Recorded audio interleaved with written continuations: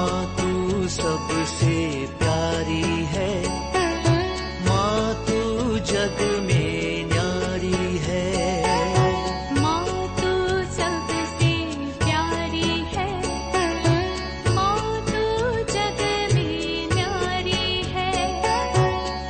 अपने आंचल में रखना, अपने आंचल में रखना। हमें वरदानों से भरना। माँ तू सबसे प्यारी है, माँ तू जग में न्यारी है। माँ तू सबसे प्यारी है, माँ तू जग में न्यारी है। पिता, पुत्र और पवित्र आत्मा के नाम पर आमीन। आप सबों को जय यीशु। आज फिर से परिवार के विषय में, विवाह के विषय में एक और क्लास लेना चाहूँगा। हमारे इस सीरीज में अभी 20वां क्लास है परिवार के विषय में। आज एक उपयुक्त जीवन साथी को किस प्रकार ढूंढा जाए, किसके साथ विवाह होना है, किसके साथ नहीं होना है, बाइबल के अनुसार किस प्रकार जीवन साथी को ढूंढना है, इसके विषय में मैं क्लास लेना चाहूँगा। सबसे पहले विधि विवरण ग्रंथ उसके अध्याय 7 के अंदर ईश्वर के द्वारा कुछ नियम हैं। इस्राएली लोग कनान देश में प्रवेश करने के पूर्व में ईश्वर मूसा नबी के द्वारा नियम दे रहा है, जिस देश में तुम प्रवेश करने जा रहे हैं वहाँ अन्य जाति के लोग रहते हैं।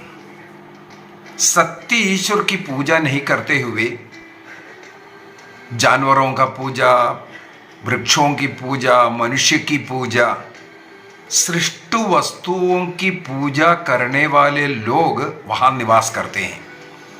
सृष्टिकर्ता को छोड़ करके सृष्टि को ईश्वर मानने वाले लोगों के बीच में तुम जा रहा है।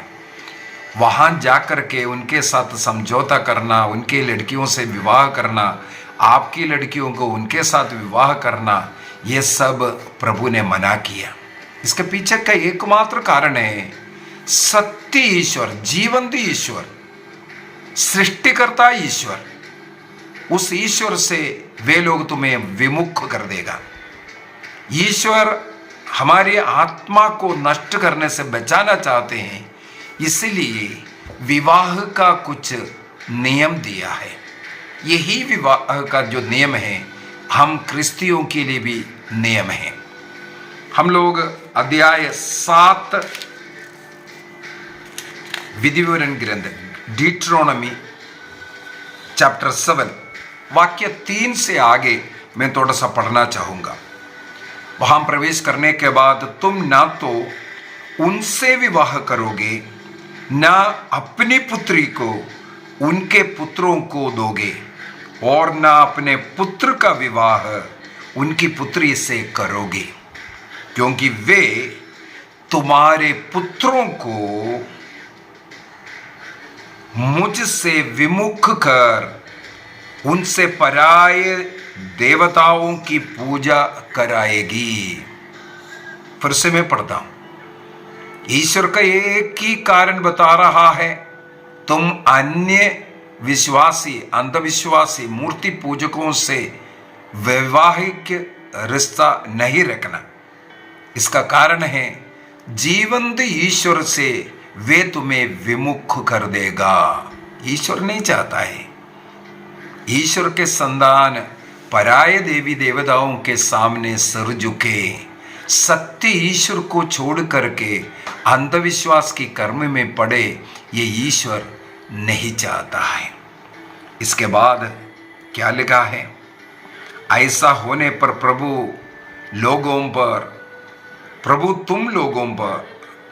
ऐसे होने पर तुम लोगों पर प्रभु का क्रोध भड़क उठेगा और वह शीघ्र ही तुम्हारा विनाश करेगा।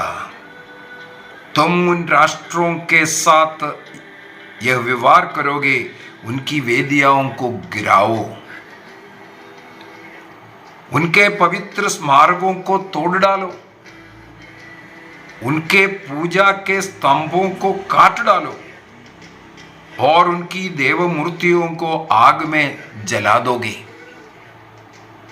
तुम वहां प्रवेश करने के बाद उसके सामने दंडवत नहीं करना, उसकी पूजा नहीं करना, उसकी ओर आकर्षित होकर उसके पीछे नहीं जाना, इसलिए उसको नष्ट कर दोगे। तुम्हारे बीच में ऐसा एक अंधविश्वास का कर्म नहीं होना चाहिए। वाक्य 6 में क्या लिखा है?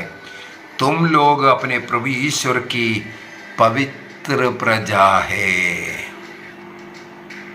हमारे प्रभु ईश्वर ने पृथ्वी भर के सब राष्ट्रों में से तुम्हें अपनी निजी प्रजा चुना है, इसलिए तुम चुने हुए हो।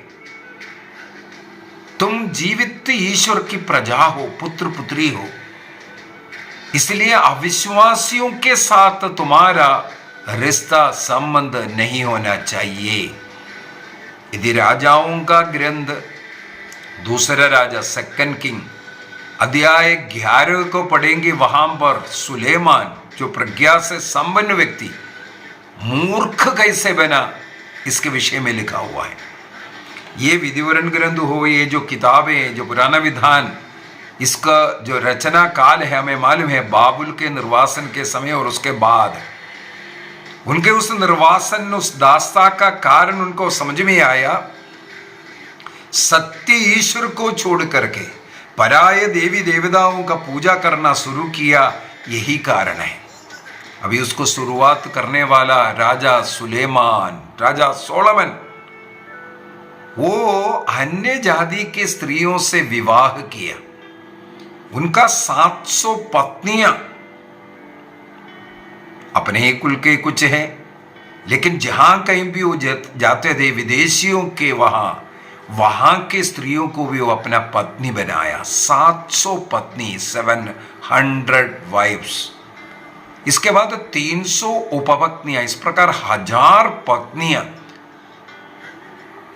विदेशी ऐसे जो राष्ट्र से, विदेशी राष्ट्र से, अंधविश्वासी लोगों में से जब पत्नियों ढूंढा, रानियों को लेकर के आया, वे लोग अपने साथ अपने देव मूर्तियों को भी लेकर के आया।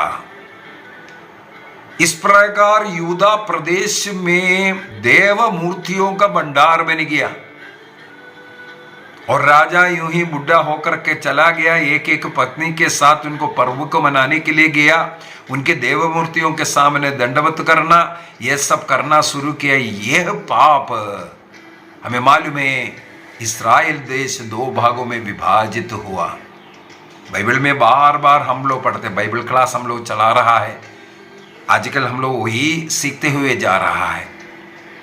तो बाइबल क्लास के अंदर साफ साफ मैंने बहुत उदाहरण बोल करके इस्राएल और यूदा देश और उनके ऊपर आक्रमण कैसे हुआ, क्यों हुआ, इसके पीछे का कारण बताया। यही है अन्य देवी देवताओं को अपने यहां लेके आना और उसके सामने सिर झुकाना ईश्वर नहीं चाहता है। ये केवल सत्य ईश्वर, एकमात्र ईश्वर, जीवंत ईश्वर, उन्हें छोड़ करके किसी और पराये देवी देवताओं के सामने सिर झुकाना प्रभु उसको नहीं पसंद करते, उसके विरुद्ध करते।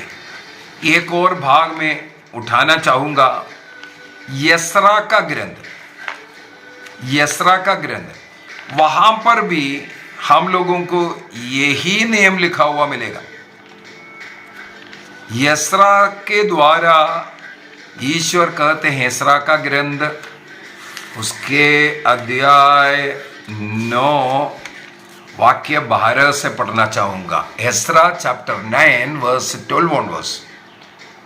वहां पर भी प्रभु कहते हैं, तुम ना तो अपनी पुत्रियों का विवाह उनके पुत्रों के साथ करोगे और ना अपने पुत्रों का उनकी पुत्रियों के साथ। तुम ना तो कभी उनके साथ संधि करोगे और ना समृद्धि में उनकी सहायता करोगे। ऐसा करने पर तुम शक्तिशाली बनोगे, उस देश की अच्छी फसलों खाओगे और उसे अपनी संतानों को चिरस्थायी विरासत के रूप में दे सकोगे। प्रभु का ये वादा, प्रभु का ये वचन अपने जीवन में अपनाना, तब आशीष मिलेगा। क्या है? तुम अपने पुत्रियों को उनके साथ विवाह नहीं करवाना और उनके पुत्रियों को तुम्हारे पुत्र विवाह नहीं करना चाहिए। उनके साथ कोई इस प्रकार का वैवाहिक संबंध नहीं रचना है। यदि इस नियम का तुम पालन करोगे, तुम्हारा जीवन में, तुम्हारे परिवार में ऐश्वर्य आएगा। यह बहुत ही जरूरी एक नियम है। अभी एस्रा का यह ग्रंथ और विविध विवरण ग्रंथ में एक ही चीज लिखा हुआ है। कब लिखा हुआ है मालूम है? एक मिस्र देश की गुलामी के बाद आकर के कनान देश में प्रवेश करने के पूर्व में ईश्वर ने मूसा नबी के द्वारा इस्राएलियों से कहा, तुम जिस देश में, कनान देश में निवास करने के लिए जा रहा है, तुम अन्य विश्वासियों के साथ वैवाहिक रिश्ता नहीं जोड़ना। लेकिन उस नियम का पालन नहीं किया, पाप का जिंदगी जीवन जिया। इस कारण वे लोग अन्य देश इनके ऊपर आक्रमण किया और राजा नबूकदनेस्सर के समय पर बाबुल की गुलामी में गया। 70 वर्ष गुलामी। अब ये 70 वर्ष की गुलामी में वे लोग सीख लिया, हमने, हमारे पूर्वजों ने ऐसा ऐसा गलती किया, इस कारण आज हम गुलामी में हैं।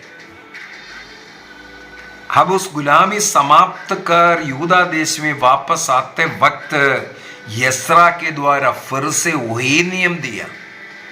अभी गुलामी समाप्त किया, तुम समझ लिया ऐसा कार्य नहीं होना चाहिए, तुम अपना विवाह अन्य विश्वासियों के साथ नहीं करना है। ये नियम दे करके एस्रा नबी फिर से कह रहे, तुम्हारे जीवन में, तुम्हारे वहां आशीष की, कृपा की, अनुग्रह की जरूरत है, तो इस नियम का पालन कर लो। तो एक नियम, एक 100% इस्राएली लोग, चुने हुए लोग, ईश्वर के चुने हुए संतान के लिए एक नियम बन गया था। हम लोगों को बाइबल के अंदर अनेकों जगहों पर यह मिलेगा, जहां कहीं भी इस नियम को लोगों ने तोड़ा, वहां पर उनके बीच में, उनके जीवन में कष्ट, पीड़ा और अन्य देश इनके ऊपर आक्रमण करने के लिए आया। एकमात्र ईश्वर को छोड़ करके अन्य देवी देवताओं के विश्वास में, केवल एक लड़का चाहिए, लड़की चाहिए, इस कार्य के लिए ऐसा कार्य करना, ये प्रभु नहीं चाहता है। प्रभु चाहता है मनुष्य अपना जो पूर्ण रूप से अपना हृदय, मन, आत्मा सब कुछ जीवित ईश्वर के साथ जोड़ करके रहने के लिए इस्तेमाल करना, पूर्ण समर्पण ईश्वर के लिए, ये एक नियम है। मेरे पास एक हाल ही में एक बेटी फोन कर करके एक सवाल किया। उस बेटी का डाउट ये था, हम अपने ही ट्राइब से विवाह करना क्या बाइबल के अनुसार मना है? अपने ही ट्राइब में विवाह करना बाइबल के अनुसार मना नहीं है। बाइबल के अनुसार, क्रिस्तीय धर्म के रूल के अनुसार नियम यह है, रक्त संबंधियों के साथ विवाह नहीं होना चाहिए। जो भाई या बहन लगता है, जो नजदीकी रक्त संबंधी है, उनके साथ विवाह नहीं होना चाहिए। अगर बाइबल के अनुसार देखें, हमें अपने ही कुटुंब से विवाह करने का नियम बनाया हुआ है, अपने ही कुटुंब का। लड़कियों के साथ विवाह करना नियम बनाया हुआ है। ये रक्त संबंधी एकदम क्लोज रिलेशन के लिए नहीं, लेकिन यदि हम देखें आजकल के, अगर हम देखें तो क्लोज रिलेटिव्स ही हमें लगेगा। हम लोग हमारे पूर्वोदय अब्राहम को देख लीजिए। अब्राहम जब मिस्र देश में गया, वहाँ के जनताओं को, लोगों को, वहाँ के राजा फराओ को, सब उनके पत्नी सारा के विषय में यही कहा, यह मेरा बहन है। क्यों कहा? सचमुच में अपने कुटुंब का जो बहन लगते हैं उनसे ही शादी होता था, वही था। इसी कारण वो अपना बहने करके कहा।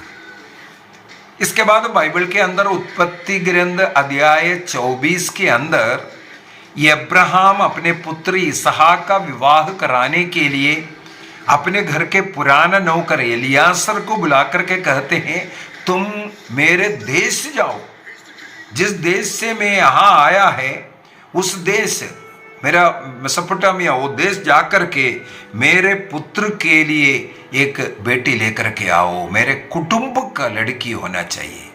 इस देश के कनानियों के साथ मेरे बेटे का विवाह नहीं होना चाहिए। इसलिए अब्राहम उनके देश में, उनके कुटुंब से लड़की ढूंढने के लिए जो हारान देश में भेजते हैं। वहाँ जा कर के हमें मालूम है उनका ही कुटुंब का, उनके ही भाई का जो पुत्री है रबेका को वो ढूंढते हैं, और रबेका से उनका विवाह, जो इसहाक का विवाह रबेका से इस प्रकार कर रहा है। उत्पत्ति ग्रंथ अध्याय 24 के अंदर मिलेगा। और उत्पत्ति ग्रंथ अध्याय 29 को अगर पढ़ेंगे, वहां पर हमें याकूब के विषय में मालूम। याकूब पद्दनराम से अपने मामा के घर की ओर, लाबान की घर की ओर जाता हुआ, और वहां जाकर के उनके पुत्री, 2 पुत्रियों से उनका विवाह होता है, लेया और राहेल का। देखो, मामा के लड़की से, कुटुंब से, बहन से। एक और उदाहरण लेते हैं, तोबित का ग्रंथ विवाह के लिए सबसे उत्तम ग्रंथ है। विवाह के लिए वहां पर स्वर्गदूत रफाएल उतर करके तोबिया का विवाह सारा से कराने के लिए गया। सारा का विवाह इससे पूर्व में 7 बार हुआ, लेकिन पहली रात को ये शैतान आकर के उस लड़कों को मार डालता गया। अभी स्वर्गदूत रफाएल आकर के सारा के साथ जिसका विवाह होना चाहिए उस व्यक्ति को, तोबिया को लेकर के जा रहा है। और तोबित का ग्रंथ अध्याय 6 वाक्य 18-19 के अंदर हम लोग पढ़ते हैं, अनादि अनंत काल से तुम्हारा विवाह उसके साथ निश्चित किया गया है। अध्याय 7 वाक्य 11 में हम लोग पढ़ते हैं, विवाह स्वर्ग में निश्चित करता है। अपने कुटुंब की लड़की के साथ तोबिया का विवाह सारा से, अपने कुटुंब के लड़की के साथ। इसलिए तोबित का ग्रंथ अध्याय 8 में हम लोग पढ़ते हैं, विवाह के बाद जो फर्स्ट नाइट में वे दोनों, रफाएल स्वर्गदूत ने कहा सबसे पहले तुम लोग प्रार्थना करना। तो तोबिया अपने कमरे में प्रवेश कर सारा से कहते हैं, बहन उठो, हम प्रार्थना करें। क्यों बहन कहा अपने पत्नी को? क्योंकि वो कुटुंब की लड़की है, बहन लगती है। इस प्रकार बाइबल के अंदर तो हमें अपने कुटुंब में विवाह होना लिखा हुआ है। हमारे क्रिस्तीय धर्म के नियम के अनुसार जो बपतिस्मा प्राप्त, जो कैथोलिक व्यक्ति, जो कैथोलिक कलीसिया का नियम के अनुसार जीवन जी रहे हैं, हमारा विवाह उनके साथ ही होना चाहिए। जो हमें परम प्रसाद से दूर ना करे, प्रभु का शरीर रक्त से, प्रभु से हमें दूर करने वाला, चाहे क्रिश्चियन भी लोग हो, लेकिन हमें पवित्र यूकरिस्त से दूर करने वाला किसी व्यक्ति के साथ शादी ना होना ही सबसे उत्तम है। क्योंकि हम प्रभु का शरीर रक्त ग्रहण कर अनंत जीवन के मार्ग पर चलने वाला प्रभु के चुने हुए व्यक्ति हैं। प्रभु के चुने हुए राजवंश, पुरोहित, नबी के वंश के लोग हैं हम, तो हम अन्य लोगों में जाकर के अपना जो कैथोलिक विश्वास को हनन करते हुए, खत्म करते हुए विवाह के लिए नहीं जाना चाहिए। हमें प्रयत्न करना जरूरी है, इसी विश्वास में हो। अभी उस बेटी का सवाल था, हम लोगों का जो ट्राइब का, अभी ट्राइब को पूछे, हमारे भारत देश में ही ये सब पहली बात ज़्यादा देखने वाला जगह। भारत देश में कई जगहों पर अपने ही ट्राइब में ही विवाह करने का नियम है, लेकिन कई जगहों पर एक ही टाइटल वाला उसी टाइटल से शादी करने के लिए मना भी करता है। ये एक्चुअली उसी टाइटल वाला मेरा भाई और बहन है बोल करके, लेकिन कोई रक्त संबंधी नहीं है, केवल टाइटल, उस टाइटल में शादी नहीं होगा कर करके कुछ लोकल नियम है। ये नियम सब एक्चुअली अन्य जो जाति के लोगों का नियम को क्रिश्चियन बनने के बाद भी हम लोग फॉलो करने के कारण है। लेकिन यदि किसी देश में कोई नियम कानून है, कुछ ट्राइब में कुछ नियम है, उसका पालन करना भी हमें जरूरी है। कलीसिया भी यही चाहते हैं। किसी भाषा, किसी संस्कृति को खिलाफ नहीं है कलीसिया।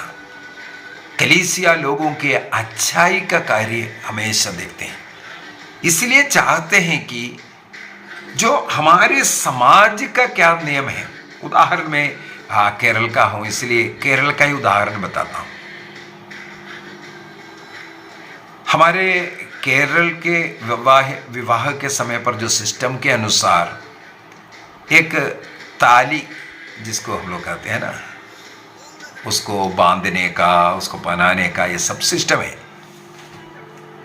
एक्चुअली हमारे क्रिश्चियन तरीके में वो नहीं होता है, लेकिन हमारे समाज के कुछ संस्कृति को,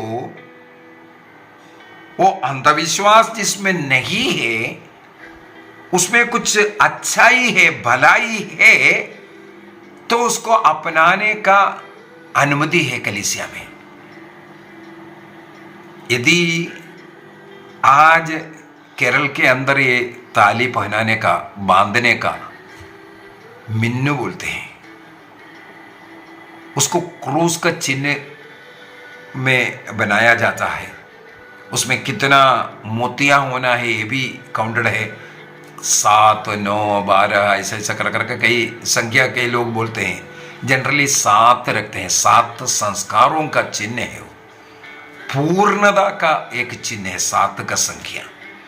तो 7 मोतियों का बना हुआ एक क्रूस, और उसी को मिन्न बोल करके, ये जो ताली जिसको हम लोग साधारण बोलते हैं, उसके अनुसार बांधने का, ये पुरोहित द्वारा आशीष कर करके दिया जाता है।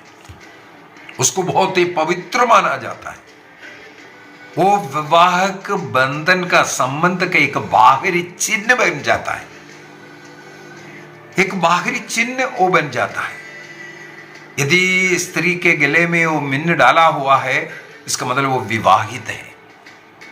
इस प्रकार का जो प्रथाएं हमारा नहीं है, लेकिन उसको अपनाने के लिए कोई मना नहीं है। उसमें कुछ अच्छाई दिखा, उसको थोड़ा क्रिश्चियन रीति में उसको बना दिया, उसका फॉलो कर रहा है। पहले अन्य जाति में होता था, उसको जब क्रिश्चियनिटी में लेके आया, क्रिश्चियन तरीके से उसको अडॉप्ट किया। इसी प्रकार हर देश में मुझे मालूम है, हर ट्राइब में ऐसा ऐसा कुछ सिस्टम चलता है जो अन्य जाति का है, लेकिन हम क्रिश्चियन बनकर के उसी जाति में रहने के कारण कुछ चीजों को क्रिश्चियन तरीके से अपनाते हुए हम फॉलो कर रहा है। मैं उसका विरोध नहीं कर सकता। अगर आपके ट्राइब के अंदर ये एक नियम है, उदाहरण के लिए अगर करकटा है, करकटा से शादी नहीं होना, अगर करकटा ट्राइब का नियम है, मत कीजिए ना। ईश्वर आपको आशीष देगा, जीवन साथी देगा, ये मेरा वादा है। आपको विश्वास करना है, आपको प्रार्थना करना है। जीवन साथी देने वाला ईश्वर है। आप स्वयं ढूंढ करके गलत इसमें मत जाइए, इंतजार कीजिए। और साथ ही साथ मैं ये भी बोलूंगा, अभी उस ट्राइब के ये जो नियम आप फॉलो कराना चाहते हैं, तो उस ट्राइब वालों का ये भी एक कर्तव्य पड़ता है। इस प्रकार का कितने लड़के लड़कियां उम्र बढ़ते जा रहा है लेकिन विवाह नहीं हो रहा है। आप हाथ पर हाथ बांध कर बैठा हुआ है, उनके लिए मदद नहीं कर रहा है। आपको कोई हक नहीं है। अगर वो बेटा या बेटी किसी अपने ही जाति का किसी को पकड़ करके रख दिया है, आपको कोई हक नहीं होगा, क्योंकि उन बच्चों का भी एक हक है, उनका समय पर विवाह हो। आज का क्लास में मुख्यतः उसी पर आना चाहूंगा। जीवन साथी के लिए एक ABCD, इस ABCD के अनुसार अपने लिए जीवन साथी ढूंढना। नियम अपने ट्राइब का हो, अपने देश का हो, अपने चर्च का, कलीसिया का, जो भी नियम है उसको फॉलो करते हुए अभी चर्च का जो नियम कानून बनाकर रखा है, बच्चों के ऊपर ऐसा शक्ति कर रहा है, उनका एक कर्तव्य है इन नियमों के अनुसार बच्चों के लिए उपयुक्त जीवन साथी ढूंढना। जैसे अब्राहम ने अपने घर के बुजुर्ग नौकर को इस्तेमाल किया और उससे कहा, मेरे पुत्र को तुम वहां नहीं लेकर जाओगे। पुत्र का काम नहीं है, यह माता पिता का, बुजुर्गों का काम है अपने बच्चों के लिए जीवन साथी समय पर ढूंढ कर देना। उसके लिए सिस्टम बनाइए, उसके लिए तरीके बनाइए, ताकि हमारा बच्चा एक भी नष्ट ना हो जाए। हमें फिर उनके पीछे चलने का जरूरत नहीं है। एक ही ट्राइब में वो लव किया, प्यार किया कर करके। अगर समय पर बच्चों का विवाह नहीं होता है, आपको भी थोड़ा समझौता करना पड़ेगा। अभी कैसे ढूंढना है, उसके लिए मैं ABCD कई बार क्लास में ले चुका हूँ। मेरे ख्याल में 2 बार मैं अभी तक इसी हेडिंग में ही क्लास लिया, उपयुक्त जीवन साथी को ढूंढने के लिए ABCD बोल करके। आज मैं उसी के विषय में फिर से थोड़ा बोल करके दे रहा हूँ। केवल बच्चों के लिए नहीं, युवक युवतियों के लिए नहीं, माता पिता और अपने ट्राइब, कलीसिया के जो भी अधिकारी है, जो बच्चों का विवाह के लिए जो नियम कानून देख रहा है, देख करके बैठा है, उनका कर्तव्य है अपने समाज में जितने भी बच्चे हैं उनका विवाह सही समय पर हो। मैं उपदेश ग्रंथ का अध्याय 3 वाक्य 1 से लेकर के 8 तक सबसे पहले पढ़ना चाहूंगा। उपदेश ग्रंथ अध्याय 3 वाक्य 1 से 8 तक लिखा हुआ है कि सबसे पहले, पृथ्वी पर हर बात का अपना एक वक्त और हर काम का अपना एक समय होता है। उपदेश ग्रंथ अध्याय 3 वाक्य 1, इस पृथ्वी पर हर बात का अपना एक वक्त होता है, हर काम का अपना एक समय होता है। जिस समय पर जो कार्य होना चाहिए उस समय पर वो कार्य होना है, ये हम सब सुनिश्चित करेंगे।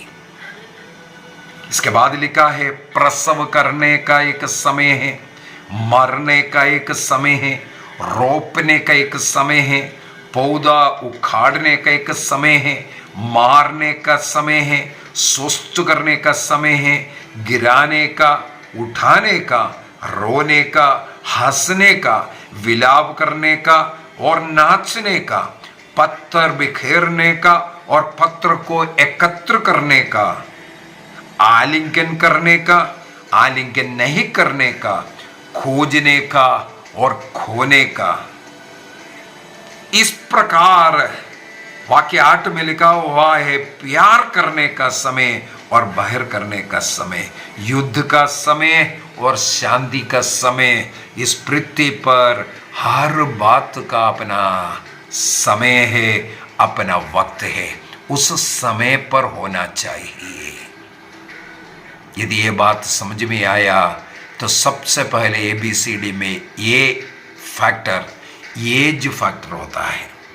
विवाह का भी बच्चों के जीवन में एक समय है, उसी समय पर होना चाहिए। उसके लिए बच्चों को जन्म देने का एक समय है, उनका पालन पोषण करने का, ईश्वर के साथ उन्हें जोड़ने का 7 संस्कार है, संस्कारों को समय समय पर देने का एक समय है। घर में प्रार्थना करवाने का, बैठ करके गोदी में बिठा करके प्रार्थना करवाने का, और साइड में बगल में बिठा करके ये प्रार्थना करवाने का, हाथ पकड़ करके चर्च ले जाने का और स्वयं चल करके आने का, सबका एक समय होता है। उस समय पर वो करना है। बच्चों को स्कूल भेजने का, स्कूल में पढ़ाने का, पढ़ लिख करके अपना पढ़ाई समाप्त कर नौकरी में प्रवेश करने का, सबका एक समय है। आगे एक बच्चा पढ़ लिख करके ग्रेजुएशन या पोस्ट ग्रेजुएशन भी करते हैं, 24 साल के अंदर ये सब पूरा हो जाएगा। 24 साल, वो ज़्यादा दिया मैंने, 22 साल में ये सब पूरा होता है, इसलिए मैंने 2 साल और बढ़ा दिए, और भी कुछ पढ़ लो। 24 साल के अंदर सारे बच्चों का पढ़ाई का समय समाप्त हो गया। यदि इस समय पर बच्चों को ईश्वर के बारे में भी आपने सिखाया, ईश्वरीय भय से उन्हें पालन पोषण किया, और ईश्वर से जुड़ा हुआ जीवन है, उनके पास अच्छे डिग्री है, तो उन्हें अच्छा नौकरी भी 100% मिल जाएगा। मैंने मेरे तीनों बच्चों का उदाहरण कई बार मैं बता करके दे चुका हूँ। हमने ये कोशिश किया, ये जो मैंने अभी बोला, बच्चों को बचपन से प्रार्थना करना, जब गोदी में बिठा करके गोदी में बिठा, बगल में बिठा, हाथ पकड़ करके कैटेकिज्म सिखाना, प्रभु से जोड़ा। जब वो पढ़ना लिखना शुरू हो गया, बाइबल खरीद कर दी, बाइबल पढ़ने के लिए, प्रार्थना रोज करने का, रोज पारिवारिक प्रार्थना करने का। इस प्रकार प्रभु के साथ हमारे बच्चों को हमने जोड़ कर रखा, पढ़ाई करते गए। इसके बाद मेरा तीनों बच्चा, एक भी बच्चा पढ़ाई के बाद नौकरी ढूंढता हुआ नहीं रहा। नौकरी उनको पढ़ाई के समय पर ही मिल गया। तीनों अच्छे जीवन जी रहा है। यदि आपके बच्चों को आपने ईश्वर से जोड़कर रखा है, किसी भी बच्चों को आजकल पूछो क्या कर रहा है बेटा बेटी, कंपटीशन की तैयारी, 40 साल का उम्र हो गया, कंपटीशन का तैयारी ही चल रहा है। क्यों? क्योंकि जो समय पर होना चाहिए, हर चीज का एक वक्त है, एक समय, यह निर्धारित, ईश्वर द्वारा निर्धारित है। उस समय पर वो पूरा होना जरूरी है। बच्चों का विवाह का भी एक एज है। हमारे भारत देश के नियम के अनुसार 18 साल लड़कियों का और लड़कों का 21 साल होना चाहिए, तभी विवाह होगा।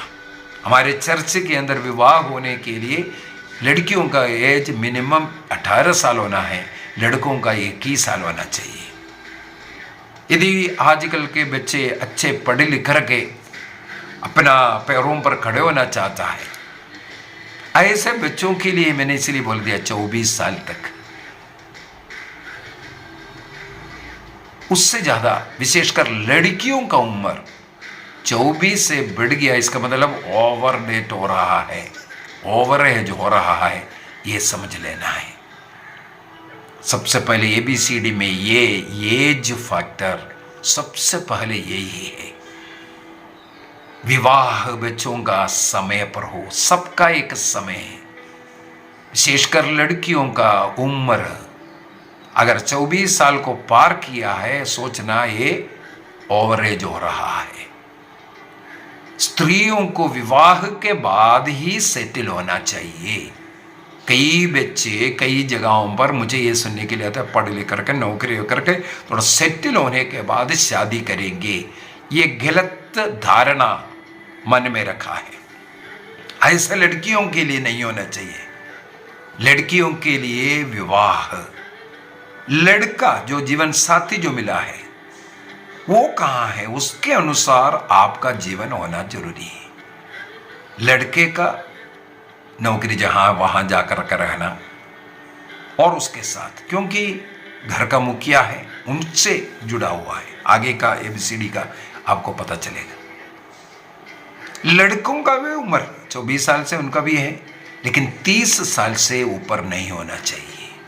30 साल से पहले उनका भी, अगर 30 साल हो गया इसका मतलब वो भी ओवर एज हो रहा है। हमें ये सुनिश्चित करना है, जो ये नियम कानून को लेकर के बैठा हुआ है, हमारे समाज के अंदर के जो बेटे बेटियों का उम्र बढ़ने के पूर्व में उनका विवाह कैसा किया जाए, उसके लिए कुछ नियम कानून बनाइए। अनेकों लड़कों लड़कियों का आंसू मैं देखा हूं। मैं घर घर जाता हूं ना, मुझे मालूम है, रेटिडो में या प्रार्थना में या फोन में अनेकों लोग, मेरा तो कलेजा फटता है उन बेटियों का, विशेषकर जो रोना देख करके, उनका चेहरा देख करके।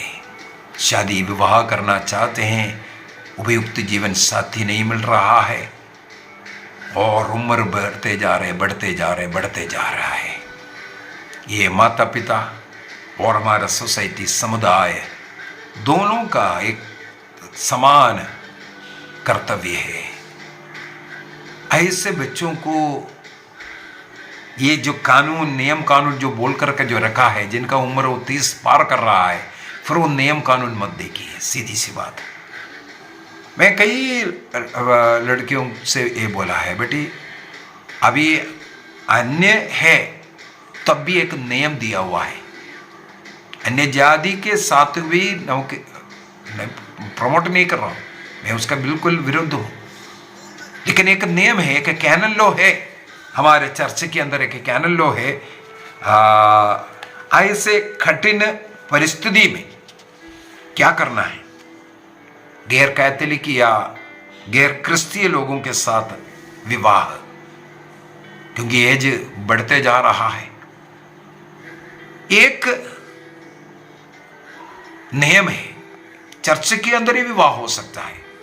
उस लड़का या लड़की, उसके लिए तैयार होना है, एक एफिडेविट लिख कर के देना है।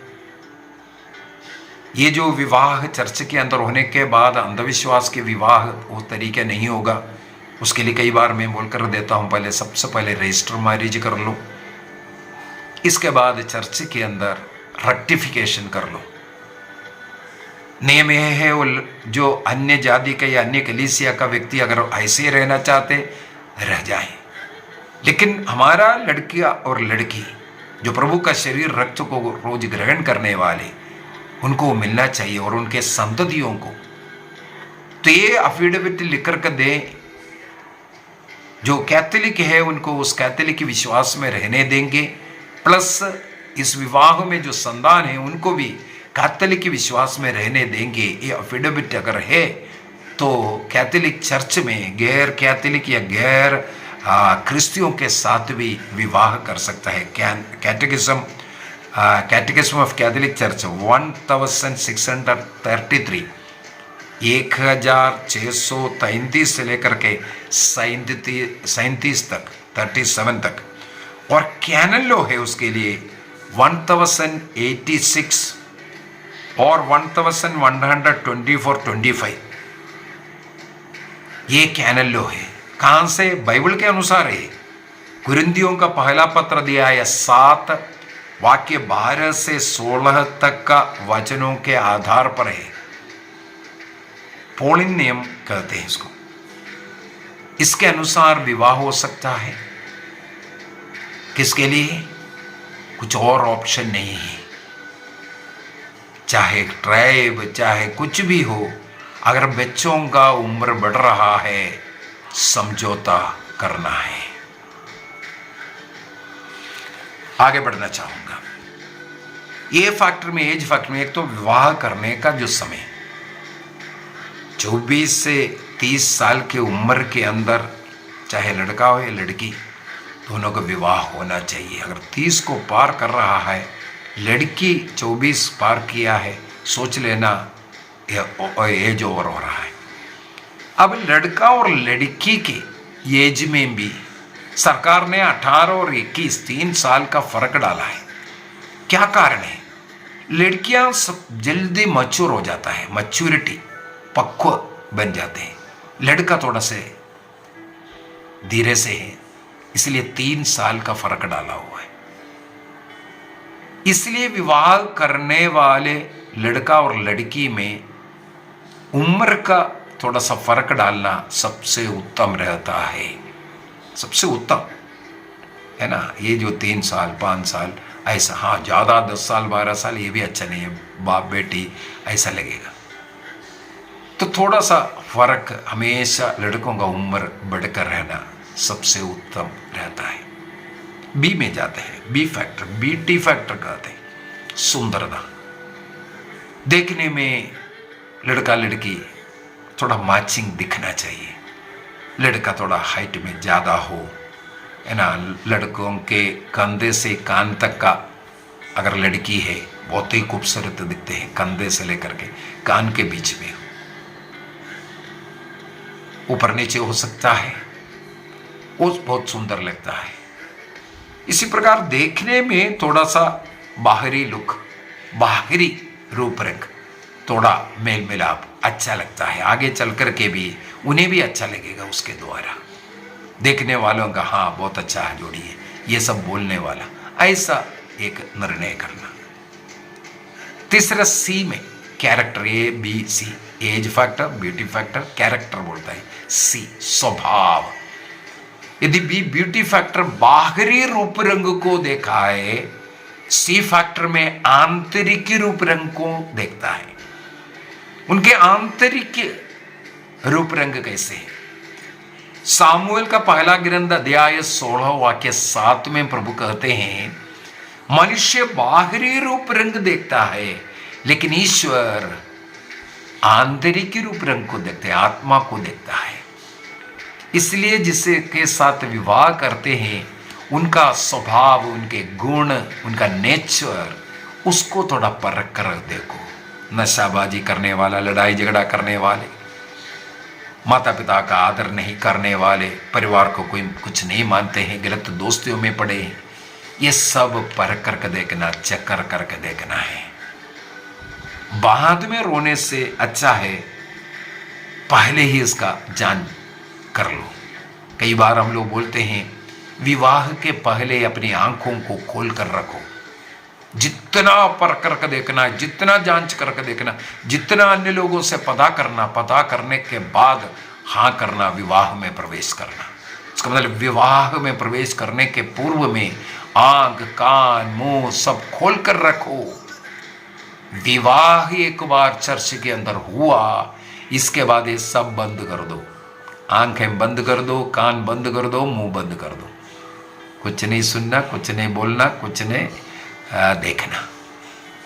इसके बाद देखना सुनना शुरू करेंगे, लड़ाई झगड़ा, जीवन बर्बाद हो जाएगा। इसलिए विवाह के पहले परख करके देखने की जरूरत है। ये बुजुर्गों का काम है, समाज का काम है। इसलिए समाज के लोगों को चर्च में अनाउंसमेंट होता है, ये सब इसका पीछे का कारण ये है। तो वो घरेलू स्वभाव का है कि नहीं, कैसे है, क्या है, ये सब पता करना। ए बी सी के बाद डी में जाते हैं। डी डावरी बोलते हैं। अनेकों जगहों पर मुझे खुशी है, ये जो डावरी ये ना के बराबर है, नहीं है, मना है। कुछ जगहों पर मुझे ये भी पता चला है, पुरुष लोग स्त्री के घर में कुछ दे करके स्त्री को लेके आता है। स्त्री के घर में उनको कुछ उपहार देना पड़ेगा, तब वहां से लड़की मिलेगी। बाइबल के अंदर, सूक्ति ग्रंथ के अंदर भी ये लिखा है, स्त्री वही धन है। तो अलग से स्त्री धन मांगना ये भी एक गलत कार्य है। स्त्री ही जब धन है, स्त्री ही जब हमारा सब कुछ है, धन के रूप में आया, अलग से उस स्त्री का धन मांगना, हमारा केरल देश इसमें नंबर फर्स्ट है। लाखों रुपया मांगते हैं, शादी का खर्चा दे दो, ये दे दो, गाड़ियां दे दो, सोना चांदी नहीं है, सोना इतना तोला सोना, 101 तोला, 50 तोला, 51 तोला, पता नहीं क्या क्या डिमांड होता है।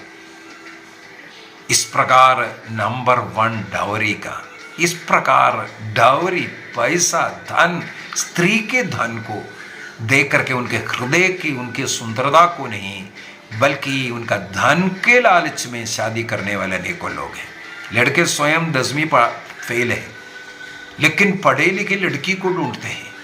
नौकरी वाली को ढूंढने का एक प्रथा आजकल शुरू हो गया है। नौकरी, उसके साथ नौकरी है, उसके साथ शादी करके जिंदगी जिएंगे, दारू पी करके फिर आराम से जी सकता है। लड़कियों के नौकरी दे करके उसमें आश्रित रहना, ये सब हमारे वैवाहिक जीवन को आगे चल करके बहुत तकलीफ देता है। तो ये डावरी, धन मन में आया, ऐसे लोगों से थोड़ा दूरी करना बहुत ही जरूरी है। मैं भी 3 बच्चों का बाप हूँ। मैंने इतना नफरत किया, मेरा बड़ा वाला 2 लड़के लोग हैं। मैंने एक निर्णय किया, ये एक पैसा ना लेना, और यही हमने किया। 2 बेटों का उनके परिवार से मांगा गया, पूछा गया आप लोगों का कुछ मांग है, हमने यही एक ही उत्तर दिया, हमें एक अच्छा स्वभाव का, हमें प्यार करने वाला बेटी चाहिए, बस हमें कुछ और नहीं चाहिए। हमने एक पैसा भी नहीं लिया, कुछ भी मांग नहीं था। और उन्होंने क्या पहन करके आए, क्या है, आज तक मुझे नहीं मालूम है। उसी प्रकार मेरा एक बेटी भी है। अभी कई लोग, तुम बेटों का शादी की, अभी बेटी को ऐसा बेचने का कौन लेगा। प्रभु की दया से इस वर्ष में बेटी का भी शादी हुआ। ऐसा एक लड़का, एक परिवार हमें मिला, वो भी इसी प्रकार हमसे कुछ नहीं मांगा, हमने कुछ दिया भी नहीं है, हमारे बेटी को पकड़ाया।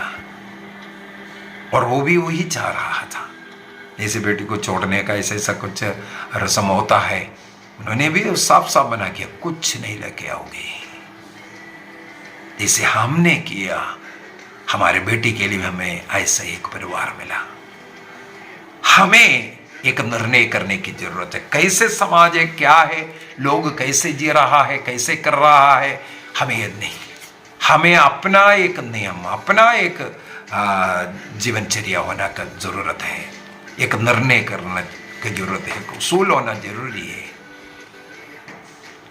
हम उसके अनुसार चलेंगे तो जिनको धन और लड़की की नौकरी या कितना धनी लड़का है उसको दे करके उस परिवार में मेरा बेटी सुख में जीवन जिएगी, ऐसे ही से सोच करके धन को दे करके कई लोग ये जो ABC छोड़ देता है, D है, बाकी सब छोड़ने वाला कई लोग हैं। ये जो फैक्टर भी नहीं देखेगा, ब्यूटी फैक्टर भी नहीं देखेगा, कैरेक्टर फैक्टर बिल्कुल नहीं देखेगा, इसके बाद उस धन को दे करके गया जीवन भर, इसके बाद दुख। आगे ई में जाते हैं, ई फैक्टर, एजुकेशन कहते हैं, पढ़ाई लिखाई। जैसे एक बी फैक्टर होता है, ब्यूटी फैक्टर, उसमें लड़कियां, ईश्वर ने सृष्टि ऐसा किया है, लड़कियों को काफी खूबसूरत बनाया। उस फैक्टर में लड़कियां सुंदर लड़कों से ज्यादा अच्छा है। बाकी सब में लड़के लोग ऊपर होना चाहिए। एज फैक्टर में लड़का, सी फैक्टर में कैरेक्टर, स्वभाव, गुण, घर को चलाने वाला, घर का मुखिया, दारू पीने वाला लड़का है, आने वाला संतान ऐसा बर्बाद हो जाएगा। इसलिए वो अच्छा होना चाहिए। प्रार्थना करने में लड़का आगे होना चाहिए, लड़कियां नहीं। ऐसा एजुकेशन के मामले में भी, कमाई के मामले में, नौकरी के मामले में भी लड़के आगे रहना चाहिए। ये फैक्टर, एजुकेशन फैक्टर, हमेशा ये कोशिश करना। इसलिए लड़के लोग अच्छा पढ़ लिख करके पैरों पर खड़े होना चाहिए। 24 साल से 30 साल तक मैंने इसलिए बोल करके दिया। उसके अंदर एक अच्छा नौकरी, इसके बाद विवाह कर परिवार को खड़ा करना है। यह फैक्टर में जाते हैं, फियर ऑफ गॉड कहते हैं। ईश्वर के साथ आपका संबंध कैसे है? आपका विवाह ईश्वर में होना एक संस्कार है। ईश्वर के प्रति भय भक्ति जिसके मन में नहीं है, वो बाकी सब कुछ है लेकिन वो जीरो है। लेकिन जिस व्यक्ति के जीवन में ईश्वरीय भक्ति है, ईश्वर को प्रथम स्थान दिया है, उनके लिए बाकी सब ना होने के कारण भी सब कुछ है। जिनके साथ ईश्वर है उनके साथ सब कुछ है। रोज प्रार्थना करने वाला, पारिवारिक प्रार्थना करने वाला, चर्च जाने वाला, संस्कारों को बार बार लेने वाला, पाप स्वीकार करने वाला, कलीसिया के साथ जुड़ा हुआ व्यक्ति, फादरों पुरोहितों का आदर करने वाला, ऐसे लोगों के साथ विवाह होना चाहिए। अन्यथा आपका जीवन नरक बन जाएगा। इसीलिए F factor, fear of God. आखिरी एक और बोल करके खत्म कर देता हूं जी, गुडनेस, अच्छाइयाँ। हर मनुष्य में अपना कुछ ईश्वरीय गुण से भरा हुआ होना चाहिए। वर्च्यूज कहते हैं, ईश्वरीय गुण। उन अच्छाइयाँ, भलाइयाँ, दूसरों के साथ एक विनम्रता का, दया करने वाला, करुणा करने वाला, ऐसा एक गुण, स्वभाव, अलंकरण जिनके जीवन में है, ऐसे लोगों को ढूंढना चाहिए। यदि इस अलंकरण नहीं है, जीवन बर्बाद है। इसलिए इस अलंकरण के प्रति हमें सतर्क रहना है। तो आज हम लोगों ने वैवाहिक जीवन का ABCD के विषय में मनन चिंतन कर रहा था। उपयुक्त जीवन साथी को ढूंढने के लिए माता पिता, घर के बुजुर्ग लोग, समुदाय, कलीसिया सब मिल करके बच्चों का विवाह समय पर करने निर्णय करें।